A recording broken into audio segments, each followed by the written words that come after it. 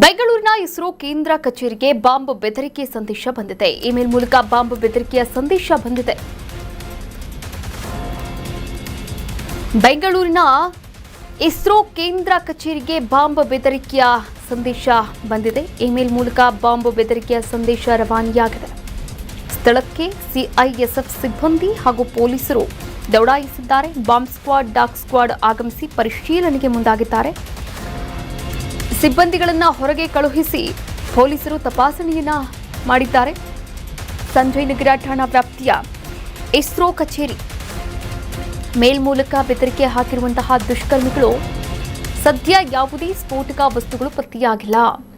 ಘಟನಾ ಸ್ಥಳದಲ್ಲಿ ಪರಿಶೀಲನೆಯನ್ನ ಮುಂದುವರಿಸಲಾಗಿದೆ. ಇಂದು ಬೆಳಗಿನ ಜಾವ 4 ಗಂಟೆ ಸುಮಾರಿಗೆ ಬಂದಿದ್ದಂತಹ ಇಮೇಲ್ ಇದಾಗಿತ್ತು. ಮಧ್ಯಾಹ್ನ 1 ಗಂಟೆಗೆ ಅಧಿಕಾರಿಗಳು ಮೇಲ್ ನೋಡಿಕೊಂಡಿದ್ದಾರೆ. ಮೇಲ್ ನೋಡಿ ಠಾಣೆಗೆ ಮಾಹಿತಿಯನ್ನು ಕೂಡ ನೀಡಿದ್ರು ಅಧಿಕಾರಿಗಳು. ಇಸ್ರೋ ಕೇಂದ್ರ ಕಚೇರಿಯಲ್ಲಿ ತಪಾಸಣೆಯನ್ನು ಮುಂದುವರಿಸಲಾಗಿದೆ.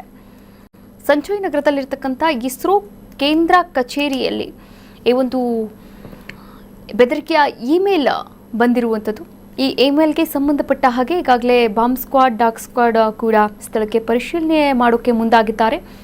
ಹಾಗೆ ಅಲ್ಲಿನ ಅಧಿಕಾರಿಗಳನ್ನ ಎಲ್ಲರನ್ನ ಕೂಡ ಸಿಬ್ಬಂದಿಗಳನ್ನ ಕೂಡ ಹೊರಗೆ ಕಳುಹಿಸಿ ತನಿಖೆಗೆ ಮುಂದಾಗಿರುವಂಥದ್ದು, ಪರಿಶೀಲನೆಗೆ ಮುಂದಾಗಿರುವಂಥದ್ದು. ಸದ್ಯ ಯಾವುದೇ ಸ್ಫೋಟಕ ವಸ್ತುಗಳು ಕೂಡ ಪತ್ತೆಯಾಗಿಲ್ಲ.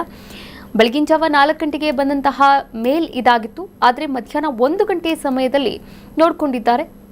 ತಕ್ಷಣ ಪೊಲೀಸರಿಗೆ ಮಾಹಿತಿಯನ್ನು ಕೂಡ ನೀಡಿದ್ದಾರೆ. ಈ ವಿಚಾರಕ್ಕೆ ಸಂಬಂಧಪಟ್ಟಂತೆ ನಮ್ಮ ಪ್ರತಿನಿಧಿ ಸಂಜಯ್ ಗೌಡ ದೂರವಾಣಿ ಸಂಪರ್ಕದ ಮೂಲಕ ಜಾಯಿನ್ ಆಗ್ತಾ ಇದ್ದಾರೆ. ಮತ್ತಷ್ಟು ಅಪ್ಡೇಟ್ಸ್ ಕೂಡ ನೀಡ್ತಾ ಹೋಗ್ತಾರೆ. ಸಂಜಯ್ ಗೌಡ, ಈ ಬೆದರಿಕೆಯ ಇಮೇಲ್ ಇತ್ತೀಚೆಗೆ ಸಾಕಷ್ಟು ಸಂಚಲನವನ್ನು ಮೂಡಿಸ್ತಾ ಇರುವಂಥದ್ದು. ಕೋರ್ಟ್ಗೆ ಬರುತ್ತೆ, ಶಾಲೆಗಳಿಗೆ ಬರುತ್ತೆ, ಇದೀಗ ಇಸ್ರೋ ಕೇಂದ್ರಕ್ಕೆ ಬಂದಿರುವಂಥದ್ದು. ಏನೆಲ್ಲ ಅಪ್ಡೇಟ್ಸ್ ಇದೆ ಸಂಜಯ್?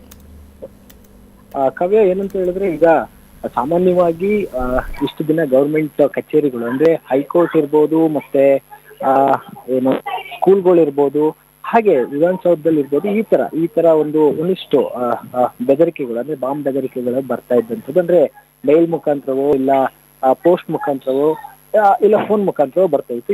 ಈ ಬಾರಿ ಇಸ್ರೋ ಅಂದ್ರೆ ಸೆಂಟ್ರಲ್ ಗೌರ್ಮೆಂಟ್ಗೆ ಸೇರುವಂತ ಇಸ್ರೋ ಒಂದು ಸಂಸ್ಥೆಯ ಮೇಲೆ ಈಗ ಬಾಂಬ್ ಬೆದರಿಕೆ ಬಂದಿರುವಂತದ್ದು. ಅಂದ್ರೆ ಒಂದು ಮೇಲ್ ಬಂದಿರುತ್ತೆ ಸಾಯಂಕಾಲ, ಅಂದ್ರೆ ಬೆಳಗಿನ ಜಾವ 7 ಗಂಟೆಗೆ ಸುಮಾರಿಗೆ ಒಂದು ಮೇಲ್ ಬರುತ್ತೆ.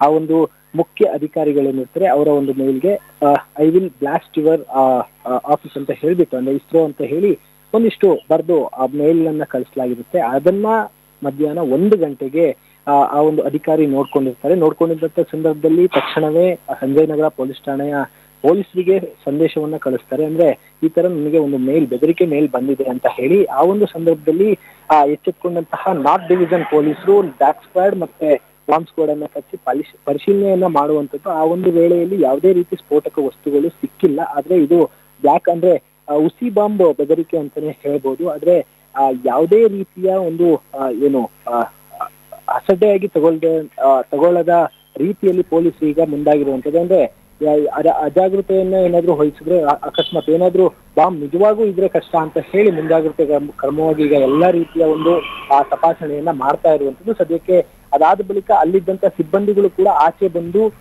ತಪಾಸಣೆಗೆ ಸಹಾಯವನ್ನ ಮಾಡಿರುವಂತದ್ದು. ಕಾವ್ಯ, ಥ್ಯಾಂಕ್ ಯು ಸಂಜಯ್. ನಮ್ಮೆಲ್ಲ ಡೀಟೇಲ್ಸ್ಗಾಗಿ ಧನ್ಯವಾದಗಳು.